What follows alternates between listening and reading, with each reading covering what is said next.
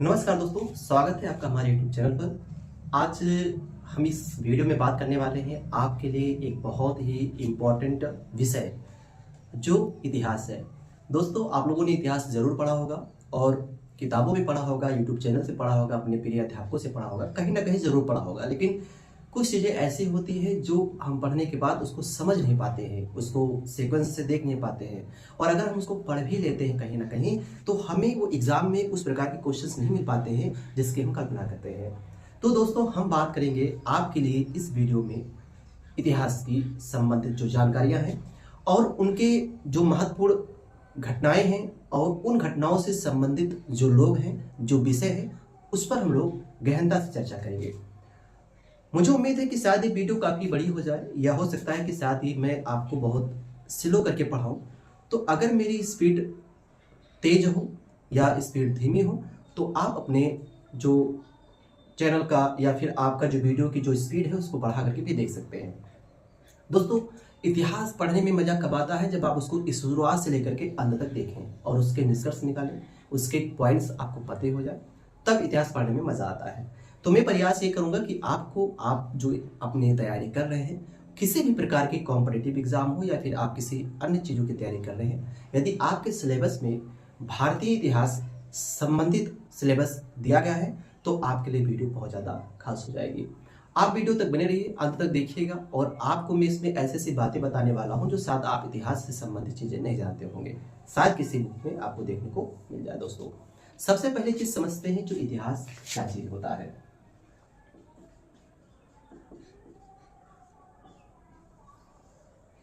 इतिहास क्या है? किसी भी समय में या किसी भी जगह की या किसी भी देश की या किसी भी क्षेत्र की, वहाँ के मानव की जो सभ्यता है, मानव व्यक्ति, स्थान या वस्तु की जो कालक्रमिक घटना होती है, उसके बारे में जो अध्ययन या जो उसके बारे में जो विवरण मिलता है वो इतिहास कहलाता है। अगर हम बात करें तो इतिहास को तीन समय में रख दिया गया, तीन समय में इसको बांट दिया गया। दोस्तों, इतिहास को तीन से बांटा गया। पहला था प्रागैतिहासिक काल, जिसको हम लोग कहते हैं, तो प्रागैतिहासिक,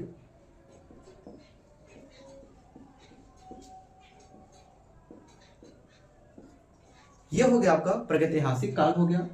दूसरा जो दोस्तों हमारा आता है, दूसरा आता है अर्ध ऐतिहासिक काल, है ना? तो इसको हम लोग कह सकते हैं अर्ध ऐतिहासिक काल, ऐतिहासिक काल, ठीक है। तीसरा हम लोग कहते हैं ऐतिहासिक काल, ऐतिहासिक काल, ऐतिहासिक काल। तो इस प्रकार से क्या किया गया, इतिहास को तीन पार्टों में बांट दिया गया। अब इसमें जो प्रागैतिहासिक काल होता है, इसको क्या किया गया, प्रागैतिहासिक काल को क्या किया गया है, इसको भी तीन पार्ट में रख दिया गया। अब ये तीन पार्ट कौन कौन से, जैसा आप लोग पढ़े होंगे कि भाई पहला हमारा होता है पूरा पाषाण काल होता है, मध्य पाषाण काल होता है और नव पाषाण काल होता है। तो इसमें पहला आ जाता है हमारा पूरा पाषाण काल,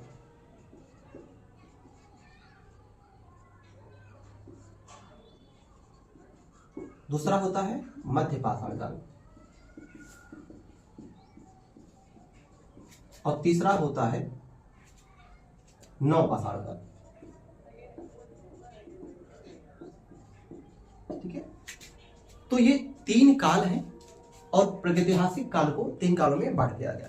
और इसका जो टाइमिंग दिया गया दोस्तों, ये दिया गया, शुरुआत तो अज्ञात काल से शुरू हुआ था, अज्ञात काल से 8000 ईसा पूर्व, ठीक है। जो पूरा पाषाण काल का जो टाइमिंग रखा गया, वो रखा गया अज्ञात काल से लेकर के 8000 ईसा पूर्व रखा गया। दूसरा जो मध्य पाषाण काल था ये दोस्तों, ये 8000 ईसा पूर्व से 8000 ईसा पूर्व से 4000 ईसा पूर्व रखा गया, 4000 ईसा पूर्व रख दिया गया। और उसके बाद जो हमारा नव पाषाण काल आता है, ये नव पाषाण काल ये 4000 ईसा पूर्व से लेकर के ये आता है 2500 ईसा पूर्व आ जाता है, ठीक है। तो ये क्या कहेगा, इसके टाइमिंग को इस प्रकार से बांट दिया गया, ठीक है। तो ये नव पाषाण काल में, मध्य पाषाण काल में और पुरा पाषाण काल में रख दिया गया। अब यहाँ पर हमारा दूसरा जो आ जाता है दोस्तों, ये आता है हमारा अर्ध ऐतिहासिक काल आ जाता है, ठीक है, अर्ध ऐतिहासिक काल आ जाता है। अब अगर मैं इसकी बात करता हूं तो इसको दो पार्टों में डिवाइड करके रख दिया गया। दो पार्टों में डिवाइड करने का तात्पर्य हो गया, एक रखा गया सिंधु घाटी की सभ्यता में, सिंधु घाटी सभ्यता, और दूसरा जो हमारा रखा गया वो वैदिक सभ्यता रखा गया दोस्तों, वैदिक सभ्यता। देखिए आपको ये लग रहा होगा कि ये कुछ अलग चीजें लिखवा रहे हैं या अपना लिख रहे हैं, तो मैं इसको बनाने का तात्पर्य यह है कि मैं आपको एक एक पॉइंट उठाता चलूंगा कि प्रागैतिहासिक काल में क्या क्या हुआ, अर्ध ऐतिहासिक काल में क्या क्या हुआ, और ऐतिहासिक काल में क्या क्या हुआ, और उनके अंदर क्या क्या चीजें आती हैं, ये हम आपको स्टेप टू स्टेप बताते चलेंगे। तो ये ग्राफ आपके लिए फायदेमंद होने वाले हैं। अगर मैं कहूं, अगर इनके टाइमिंग के दोस्तों, तो सिंधु घाटी की जो सभ्यता है ये 2500 ईसा पूर्व से लेकर के चली थी 1500 ईसा पूर्व तक, 1500 ईसा पूर्व चला, मतलब 1000 ईसा पूर्व ये चला। दूसरा जो था वो वैदिक सभ्यता थी, ये 1500 ईसा पूर्व से लेकर के चला था हमारा 600 ईसा पूर्व तक चला था, ठीक है, वैदिक सभ्यता। अब वैदिक सभ्यता को भी दो पार्ट में डिवाइड कर दिया गया, एक रख दिया गया ऋग वैदिक काल में, दूसरा रख दिया गया उत्तर वैदिक काल में। तो इसको क्या क्या गया, वैदिक सभ्यता को दो भागों में रखा गया, एक रखा गया ऋग वैदिक काल, ऋग वैदिक काल में, और दूसरा रखा गया उत्तर वैदिक काल में, उत्तर वैदिक काल में। तो इसका भी टाइमिंग रख दिया गया, ऋग वैदिक काल को 1500 ईसा पूर्व से इसको रख दिया गया 1000 ईसा पूर्व रख दिया गया, और जो उत्तर वैदिक काल था, उत्तर वैदिक काल को 1000 ईसा पूर्व से 600 ईसा पूर्व कर दिया गया। तो क्या क्या गया, इनको इस प्रकार से डिवाइड करके रख दिया गया, ठीक है। और जो ऐतिहासिक काल होता है दोस्तों, इसको भी डिवाइड करके रखा गया, और ऐतिहासिक काल को प्राचीन भारत कर दिया गया, ठीक है। मैं इसको जो है आपको जो ऐतिहासिक काल के जो पॉइंट्स होंगे मैं आपको यहाँ पर लिख देता हूँ, और शायद आपको ये चीजें समझ में आ जाए, ठीक है। तो फिलहाल इस बात को आप समझिए, मैं इसको मिटा दूंगा। तो यहाँ पे आपको समझने की जरूरत यह है कि जो ऐतिहासिक काल होता है इसको तीन भाग में रखा गया, एक होता है पाषाण काल, पूरा पाषाण काल, दूसरा होता है मध्य पाषाण काल, तीसरा होता है नवपाषाण काल, और उसके बाद जो ऐतिहासिक काल होता है इसको दो भागों में रखा गया, एक सिंधु घाटी की सभ्यता थी और जो वैदिक सभ्यता थी। वैदिक सभ्यता को क्या कर दिया गया कि इतिहास में इसको दो पार्ट में डिवाइड कर दिया गया, एक ऋग्वैदिक काल, दूसरा उत्तर वैदिक काल। आता है हमारा ऐतिहासिक काल, जो कि सबसे खास होने वाला है। इसमें आपको काफी ज्यादा समझने की जरूरत पड़ जाती है दोस्तों। ऐतिहासिक कालों की अगर हम बात करते हैं तो इसमें जो हमारा इतिहास है खास तौर से उसके बारे में हम लोग समझते हैं कि हाँ ऐतिहासिक काल में कौन कौन से युग रहे हैं, कौन कौन से जो है साम्राज्य रहे हैं, उनकी बातें, ठीक है। तो मैं यहां लिखता हूं ऐतिहासिक काल, ऐतिहासिक काल, ठीक है। ऐतिहासिक काल में क्या क्या हुआ, सबसे पहली चीज आपको जानने की ये जरूरत है। ऐतिहासिक काल को क्या किया गया, चार कालों में डिवाइड कर दिया गया, ठीक है। ऐतिहासिक काल को क्या किया गया, चार काल में इसको डिवाइड कर दिया गया। तो कौन कौन से चार काल थे, पहला था प्राचीन काल था, इसको हम लोग कह सकते हैं प्राचीन भारत, ठीक है, क्या कहेंगे इसको, प्राचीन भारत। दूसरा दोस्तों हमारे पास क्या था, मध्यकालीन भारत, मध्यकालीन भारत, ठीक है।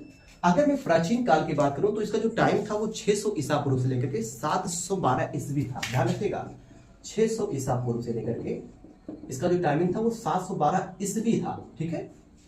मध्यकालीन बाद जब टाइम आया तो ये 712 से लेकर के 1707 तक चला था। मध्यकालीन जो था ये 712 ईस्वी से लेकर के 1707 ईस्वी तक चला था, ठीक है। तीसरा पॉइंट जो दोस्तों हमारे पास आता है वो होता है आधुनिक भारत का, ठीक है। यहाँ आपको समझ में आ रहा होगा कि यहाँ आधुनिक भारत का तो नाम हमने सुना ही है, ठीक है। तो सुना क्या है, आप लोगों ने पढ़ा होगा। तो ये होता है हमारा आधुनिक भारत। आधुनिक भारत दोस्तों हम लोग पढ़ते हैं अपने इस इतिहास में 1707 से लेकर के 1964 तक, ठीक है। 1707 ईस्वी से लेकर के 1964 ईस्वी तक देखते हैं, और उसके बाद एक अंततः आता है जो हम अगला पॉइंट पढ़ते हैं वो होता है आधुनिक विश्व, ठीक है। ये हमारा आ जाता है आधुनिक विश्व, ठीक है। तो इस प्रकार से हम लोग ये जानते हैं कि हाँ इतिहास को कितने पार्टों में रखा गया, और उस इतिहास के जो पार्ट रखेंगे उनमें कौन कौन से पार्ट अलग अलग हुए हैं, ठीक है। यहां पर आ जाता है प्राचीन, ठीक है। तो यहां पर हम समझते हैं कि प्राचीन भारत में हमको क्या क्या चीजें देखनी पड़ती है। अगर मैं प्राचीन भारत की बात करता हूं दोस्तों, तो सबसे इंपॉर्टेंट चीज होता है कि इसमें हम लोग पढ़ते हैं महाजनपद काल पढ़ते हैं, ठीक है। क्या पढ़ते हैं हम लोग इसमें, महाजनपद, ठीक है। आता है कि महाजनपद इतिहास के किस काल में रखा गया है। तो महाजनपद आपको पता होना चाहिए कि इतिहास के प्राचीन भारत है उसमें करके रखा गया है। ये 6वीं ईस्वी पूर्व की बात होती है, 6वीं है ना ईस्वी पूर्व की बात हो जाती है। दूसरा होता है हमारे पास आता है मगध साम्राज्य। ठीक है, आप लोग इतिहास में जानते होंगे, हम लोग इसकी बात नहीं करेंगे। हमारा आता है मगध साम्राज्य। ठीक है, मगध साम्राज्य पढ़ते हैं इसमें हम लोग पढ़ते हैं दोस्तों मगध साम्राज्य के साथ साथ में मौर्य साम्राज्य पढ़ते हैं। ठीक है, क्या पढ़ते हैं? मौर्य साम्राज्य आपको इससे में देखने को मिलता है। उसके बाद मौर्योत्तर साम्राज्य इसे पढ़ते हैं, मौर्योत्तर साम्राज्य इसे पढ़ते हैं। ठीक है, उसके बाद इसे पढ़ते हैं हम लोग गुप्त साम्राज्य पढ़ते हैं और हर्षवर्धन का काल पढ़ते हैं। ठीक है, तो गुप्त साम्राज्य और हर्षवर्धन काल, हर्षवर्धन काल। ठीक है, ये पढ़ते हैं हम लोग प्राचीन इतिहास में दोस्तों पढ़ते हैं, अर्थात प्राचीन भारत के अंदर। ठीक है, उसके बाद हमारे पास आ जाता है मध्यकालीन। तो भाई मध्यकालीन में भी हमको कई सारी चीजें देखने को मिलती हैं। तो जैसे मध्यकालीन की बात करूंगा तो इसमें उत्तर जो है पूर्वी मध्यकालीन आता है और उसके बाद आता है उत्तरी मध्यकालीन आता है। तो अगर मैं आपको समझाने का प्रयास करता हूँ दोस्तों, तो उत्तर पूर्वी मध्यकालीन भारत होता है, उसमें हम लोग 8वीं से 12वीं शताब्दी तक कितनी घटनाएं घटित होती हैं उसको देखते हैं। इसमें उत्तर भारत की बातें जाती है जिसमें हमारे राजपूत होते हैं, पाल होते हैं, गुर्जर प्रतिहार होते हैं, दक्कन की चालुक्य आ जाते हैं, पल्लव राष्ट्रकूट आ जाते हैं, दक्षिण भारत के जो चेर, पांड्य, चोल और शाही चोल ये सारे आ जाते हैं। ठीक है, और इसके बाद उत्तर मध्यकालीन की जो बातें होती है वो 12वीं से लेकर के 18वीं शताब्दी तक आती हैं, जिसमें उत्तर भारत के दिल्ली सल्तनत आ जाता है, चौहान मुगल आ जाते हैं, दक्कन में विजयनगर आ जाता है, बहमनी आ जाता है, दक्षिण भारत में चेर, देवगिरी और वारंगल के द्वार समुद्र के यादव है ना, काकतीय और ये सारे आ जाते हैं। तो इसमें हम लोग पढ़ते हैं जो हमारी इतिहास होती है, अर्थात जो हमारी प्राचीन इतिहास होता है उसके बारे में समझते हैं हम लोग इसमें। फिर इसमें आधुनिक भारत है, आधुनिक विश्व है, तो ये सारी चीजें हम अलग अलग वीडियो में अलग अलग चीजें देखते रहेंगे। तो पहले हम लोग बात आज करेंगे कि हमारे जो इतिहास है, अर्थात जो हमारे पास प्राचीन इतिहास है, इसकी कुछ खास पॉइंट्स जो आपको स्मरणीय होना चाहिए। अगर आपने कॉपी या पेन नहीं लिया है तो आप जरूर एक कॉपी और पेन लेकर बैठिए और हम लोग शुरू करेंगे इतिहास की उन पॉइंट्स की जो अभी आप नहीं जानते होंगे, और पढ़ा तो जरूर होगा, ऐसा नहीं है कि आप नहीं पढ़े होंगे, लेकिन वो सारी चीजें जो आपके लिए बहुत ज्यादा जानने की जरूरत होती है। तो ये साथ में क्या करना है, आपको नोट करते चलना है, लिखते चलना है। ठीक है, तो सबसे पहली बात है हम दोस्तों क्या करेंगे, तो बात करेंगे सबसे पहले कि प्राचीन भारतीय इतिहास के जो अध्ययन के स्रोत हैं वो समझते हैं कि हम लोग को इतिहास को जानना कहाँ से जाने, किन किन चीजों से जाने, और अगर आप कभी इतिहास में मास्टर होते हैं तो आपको किन चीजों पर रिसर्च करके इतिहास के बारे में जानकारी हासिल कर सकते हैं। तो हम समझेंगे कि प्राचीन भारतीय इतिहास के अध्ययन के स्रोत। ठीक है, तो समझते हैं प्राचीन भारतीय इतिहास के स्रोत। ठीक, हम सबसे पहला चीज समझने का प्रयास करेंगे कि प्राचीन भारतीय इतिहास के जो अध्ययन है, जो अध्ययन के स्रोत क्या है। ठीक है, अध्ययन के इतिहास, प्राचीन भारतीय इतिहास के अध्ययन के स्रोत। ठीक है, अध्ययन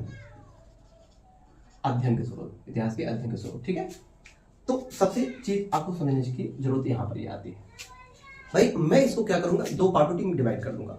क्या करूंगा, इसको मैं दो पार्ट में डिवाइड करता हूँ। पहला हमारा पार्ट हो जाएगा जो होता है पुरातात्विक स्रोत होता है। ठीक है, क्या बात करेंगे, पुरातात्विक स्रोत, तात्विक स्रोत। ठीक है, हम पहले पार्ट में पुरातात्विक स्रोत पढ़ेंगे। ठीक है, पुरातात्विक स्रोत के अंदर क्या क्या चीजें आती हैं, ये भी आपको जानना है कि पुरातात्विक स्रोत मतलब जो पुराने तत्व हैं उसमें क्या क्या स्रोत आते हैं। पहले आते हैं हमारा अभिलेख आता है। ठीक है, क्या आता है, अभिलेख से हम इतिहास के बारे में जान सकते हैं, अभिलेख। ठीक है, दूसरा अगर हम लोग बात करें तो स्मारक होते हैं और भवन। ठीक है, स्मारक एवं भवन, इनसे हम लोग इतिहास के बारे में जानकारी हासिल कर सकते हैं। तीसरा होता है दोस्तों सिक्का। ठीक है, सिक्कों से हम लोग जान सकते हैं इतिहास के बारे में। और अगला होता है हमारे पास मूर्तियां। ठीक है, मूर्तियों से पता चलता है कि हाँ हमारी इतिहास कैसे रही है। चित्रकला, ठीक है, चित्रकला से पता चलता है, जैसे कि आप गुफाओं में देखने को मिलता है, पेंटिंग्स के माध्यम से पता चल जाती है। और सबसे अंतिम जो होता है वो मोहरे। ठीक है, मोहरों से इतिहास के बारे में बहुत सारी जानकारियां मिली हैं, इसकी चर्चा हम लोग आगे करेंगे। ये हो जाता हमारा पुरातात्विक स्रोत से इतिहास को जानने के स्रोत। ठीक है, अगला अगर हम लोग बात करते हैं दोस्तों, तो इसमें सबसे साहित्यिक स्रोत, ये बहुत खास होने वाला है। यहाँ पर आपको जानने की जरूरत होती है कि हम लोग साहित्यिक स्रोत से कैसे पता करेंगे कि हाँ कौन सा क्या चीजें हैं। ठीक है, कि इतिहास के बारे में साहित्य से कैसे हम लोग जानकारियां हासिल कर लेते हैं। तो सबसे पहली बात आती है भारतीय इतिहास की। अगर हम लोग बात साहित्य की बात करेंगे, भारतीय इतिहास में किसकी बात करेंगे? भारतीय साहित्य की दोस्तों। ठीक है, भारतीय साहित्य, भारतीय साहित्य से हमको पता चल जाएगा कि हाँ इतिहास को कैसे जाना जाए। और दूसरा होता है विदेशी साहित्य। ठीक है, क्या होता है? विदेशी साहित्य होता है, ये होता है विदेशी साहित्य। ठीक है, भारतीय साहित्य है, विदेशी साहित्य है, इन सब से हमको क्या होता है कि हमें भारत के इतिहास के बारे में जानकारियां मिलती हैं। ठीक है, तो यहाँ भारतीय साहित्य को क्या करते हैं हम लोग? 3 पॉइंट्स में बांट लेते हैं। पहला होता है धार्मिक साहित्य, धर्मनिरपेक्ष साहित्य और संगम साहित्य। ठीक है, आपको जानना बहुत जरूरी होता है। तो हम पहले समझेंगे इसमें धार्मिक साहित्य के बारे में। ठीक है, धार्मिक साहित्य दोस्तों, धार्मिक साहित्य क्या होता है? तो धर्म से संबंधित होती है, जो लोगों की है ना भावनाओं से जुड़े होते हैं। धार्मिक साहित्य की अगर हम लोग बात करते हैं तो इसको भी 3 पार्ट में हमको डिवाइड कर लेना चाहिए। और वो 3 पार्ट पहला हमारे पास आ जाता है दोस्तों। पहला आता है ब्राह्मण साहित्य आता है। ठीक है, कौन सा आता है? ब्राह्मण साहित्य होता है। ठीक है, दूसरा दोस्तों हमारे पास आता है जिसको हम लोग कहते हैं बौद्ध साहित्य। ठीक है, हम लोग बौद्ध साहित्य समझेंगे। और तीसरा दोस्तों हमारे पास आता है वो होता है जैन साहित्य। ठीक है, तो ब्राह्मण साहित्य हो गया, उसके बाद होता है बौद्ध साहित्य हो जाता है, उसके बाद हमारे पास आ जाता है जैन साहित्य। तो ब्राह्मण साहित्य, बौद्ध साहित्य और जैन साहित्य, ये तीनों धार्मिक साहित्य हैं।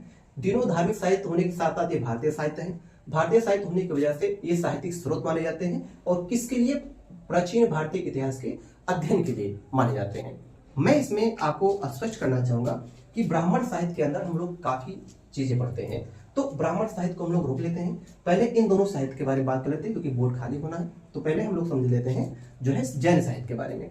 भाई जैन लोग जो होते हैं, जैन धर्म के जो लोग होते हैं, उनमें भी क्या हुआ कि कई सारे जो है लेख लिखे गए, साहित्य लिखे गए और उससे जैन धर्म के बारे में काफी ज्यादा जानकारी मिलती है, जिनमें हमारा आता है परष्टि वर्तन। ठीक है, पहला साहित्य हमारे पास क्या आता है? परष्टि का जो पहला साहित्य माना जाता है वो परिष्टि और वर्तन माना जाता है। दूसरा जो होता है वो भाद्रबाहु चरित्र होता है दोस्तों। भाद्रबाहु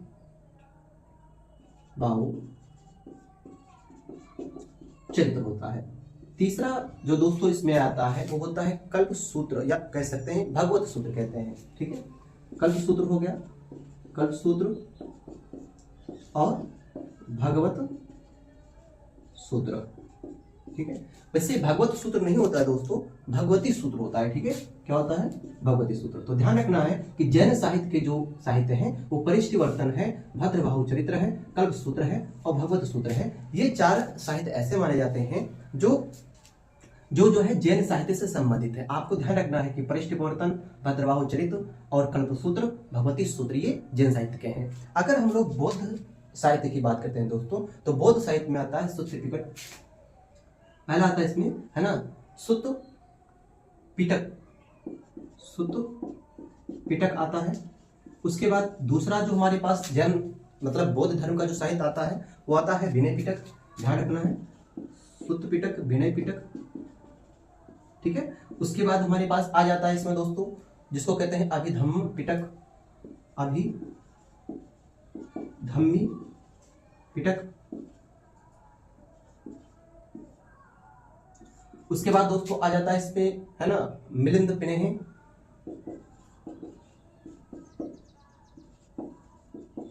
मिलिंद पिनेह। और उसके बाद दोस्तों हमारे पास आता है बुद्ध चरित्र, बुद्ध चरित्र। और उसके बाद अंतिम साहित्य हमारे पास इसमें आ जाता है जिसको हम लोग कहते हैं दिव्य वादन। ठीक है, क्या कहते हैं? दिव्य वादन। ठीक है, ये क्या है? ये बौद्ध साहित्य है। ये बौद्ध साहित्य अर्थात बौद्ध धर्म से संबंधित है। हम लोग जब बौद्ध धर्म के बारे में पढ़ेंगे तो उसमें मैं आपको बताऊंगा कि हाँ ये सारे किस चीज से संबंधित है और इनकी कुछ घटनाएं होंगी, मैं आपको उसको बहुत अच्छे तरीके से बताने का प्रयास करूंगा। तो ये सारे दोस्तों हमारे पास आ जाते हैं, इसको हम लोग कहते हैं भारतीय साहित्य की बात करते हैं। अगर अगर हम बात करते हैं विदेशी साहित्य की, तो विदेशी साहित्य की अगर हम बात करते हैं तो इनको भी तीन तीन लोगों में बांट के रखा गया है, ठीक है। इनको भी क्या किया गया, तीन लोगों में बांट दिया गया है। तो पहले मैं इसको मिटा देता हूँ, मिटाने के बाद आपको बताता हूँ कि वो तीन लोग कौन कौन से हैं। तो अगर आप चाहें तो इसको स्क्रीनशॉट ले लीजिए।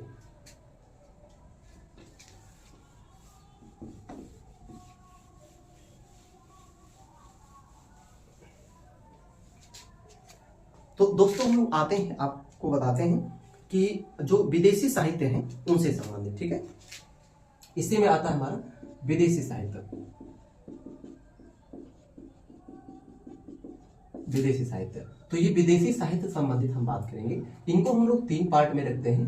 पहला पार्ट हमारे पास दोस्तों आ जाता है जिसको हम लोग कहते हैं जो यूनान और रोमन या रोम के लेखक मान सकते हैं, ठीक है।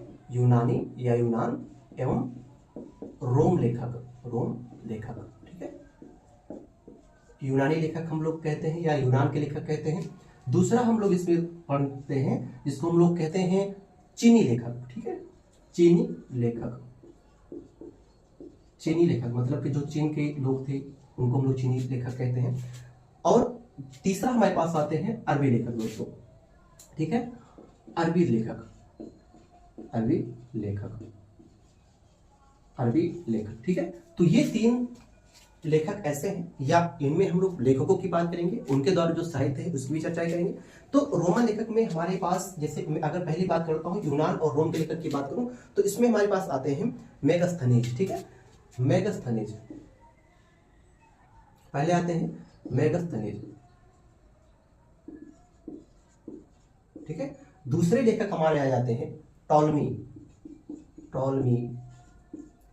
तीसरे लेखक दोस्तों हमारे पास आ जाते हैं हेरोडोटस, हेरोडोटस,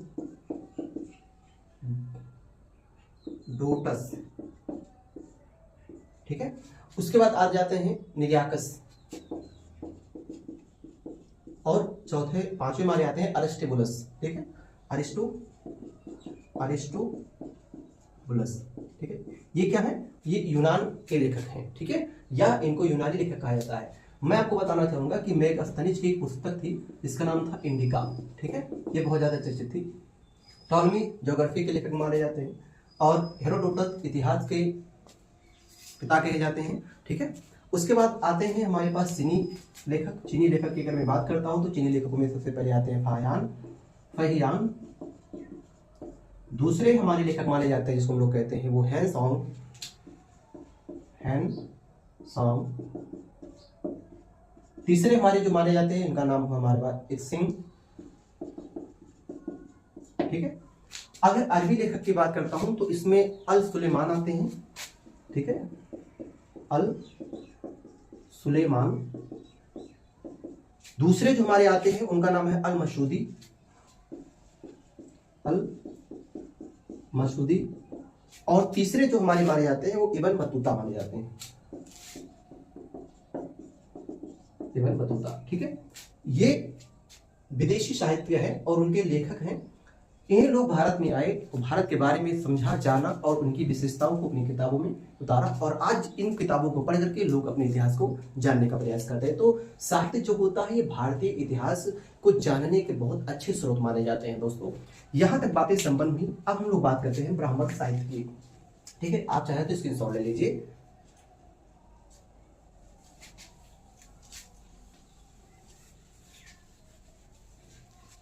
अगर मैं बात करता हूँ ब्राह्मण साहित्य की दोस्तों, तो ब्राह्मण साहित्य जो होता है इसके अंदर हम बहुत सारी चीजें देखते हैं, ठीक है। ब्राह्मण साहित्य हम लोग समझने का प्रयास करते हैं कि क्या चीज था, ठीक है। ब्राह्मण साहित्य इतिहास को या भारतीय संस्कृति को जानने के इससे अच्छा कोई ज्यादा अच्छा स्रोत कुछ भी नहीं होता है। अगर हम लोग बात करते हैं तो इसमें सबसे पहले स्थान पर हमारे पास आता है वेद, ठीक है। वेद, जैसा कि आप सभी को पता है कि हमारे यहाँ जो वेद हैं वो वेद आपको देखने को मिलते हैं चार, ठीक है। कौन कौन से वेद आपको देखने को मिलते हैं? पहला होता है ऋग्वेद, ठीक है, नंबर 1 का वेद है। दूसरा हम लोग कहते हैं यजुर्वेद। तीसरा दोस्तों हमारे पास जो होता है उसको हम लोग कहते हैं सामवेद, और चौथा हमारे पास जो होता है उसको कहते हैं अथर्ववेद। अथर्ववेद। ठीक है, ये हमारे पास आ जाते हैं 4 वेद, अथर्ववेद। ठीक है, ये 4 वेद हैं। वेद से हमको भारतीय इतिहास के अध्ययन में काफी ज्यादा हेल्प होती है। उसके बाद दोस्तों आता है ब्राह्मण ग्रंथ, ब्राह्मण ग्रंथ आता है। ठीक है, ब्राह्मण ग्रंथ के अंदर हम लोग क्या क्या पढ़ते हैं आपको मैं बताने का प्रयास करूंगा, जिसको कहते हैं ऐतरेय ग्रंथ है। ठीक है, ऐतरेय ग्रंथ है। दूसरा जो है दोस्तों उसको कहते हैं कौशिकी ग्रंथ है। तीसरा जो हमारे पास आता है उसको कहते हैं गौपथ, ये ब्राह्मण ग्रंथ है। अगला हम दोस्तों बात करते हैं जिसको कहते हैं आरण्यक। ठीक है, आरण्यक, इससे भी हमारे जो है भारतीय संस्कृति के बारे में, भारतीय इतिहास के बारे में बहुत अच्छे तरीके से जानकारी मिलती है। आरण्यक में तैत्तिरीय होती है, पहला होता है जो है तैत्तिरीय। दूसरा दोस्तों होता है मैत्रेयी, और तीसरा दोस्तों हमारे पास आ जाता है जिसको कहते हैं ऐतरेय, ऐतरेय ग्रंथ। ठीक है, उसके बाद यहाँ पर हम लोग देखते हैं अगली चीज है जिसको कहते हैं उपनिषद। तो मैं आपको बता दूं उपनिषद होता है, ठीक है, उपनिषद जो गुरु शिष्य के बहुत समीप बैठकर अध्ययन करता है, इनमें छंदोग आता है।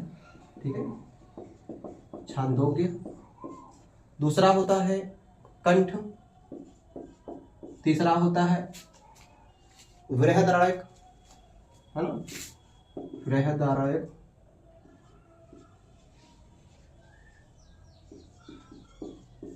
ठीक है, और इसके अध्ययन में आते हैं वेदांग आते हैं, आपको पता होना चाहिए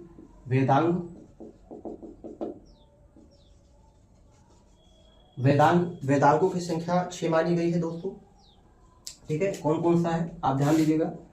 शिक्षा होता है, ठीक, पहला आ जाता है शिक्षा। दूसरा आ जाता है कल्प, शिक्षा, कल्प, व्याकरण।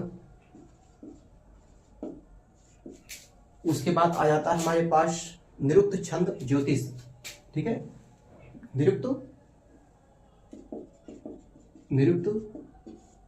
छंद, ज्योतिष, है ना। तो वेदांग क्या क्या, शिक्षा, कल्प, व्याकरण, निरुक्त, छंद और ज्योतिष, ये आ जाते हैं हमारे पास वेदांग के। तो ध्यान रखना है वेदांग जो होते हैं वो 6 होते हैं। उसके बाद आता है हमारे पास उपवेद आ जाते हैं।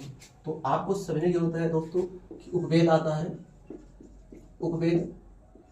ठीक है, उपवेदों की हम बात करें तो उपवेद हमारे पास आ जाते हैं आयुर्वेद, पहला हमारे पास आता है आयुर्वेद।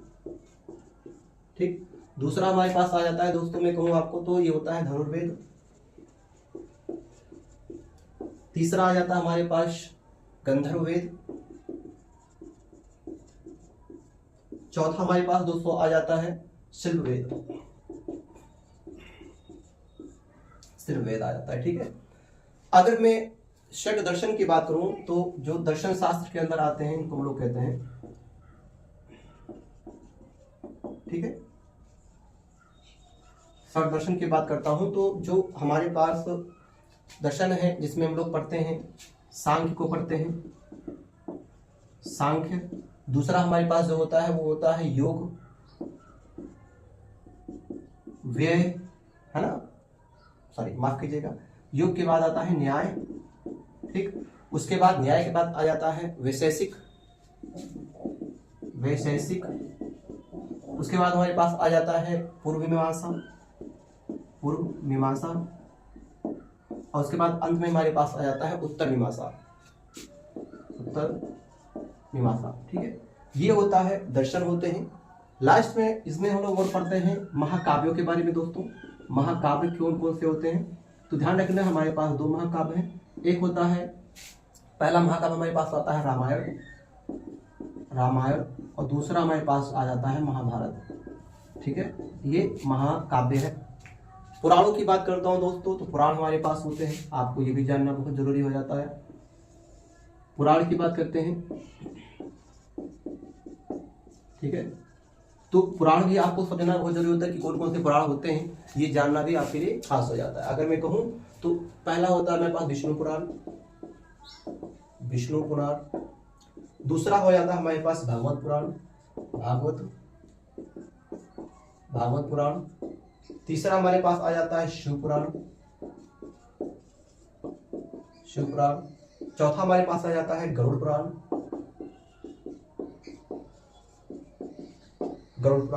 ठीक है। इसके बाद हमारे पास आ जाते हैं दोस्तों स्मृतियां। ठीक है, तो मैं आपको बता दूं कि स्मृतियां आती हैं और वो सारे जो काफी लोग इसकी आलोचना करते हैं, तो यहां आते हैं स्मृति। ठीक है, स्मृति आ जाती है जिसमें हम लोग पहले पढ़ते हैं मनुस्मृति, मनुस्मृति। दूसरा दोस्त हम लोग पढ़ देते हैं, इसमें हमारे पास आ जाता है नारद स्मृति,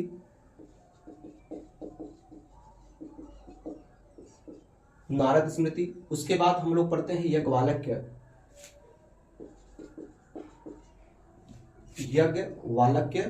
स्मृति।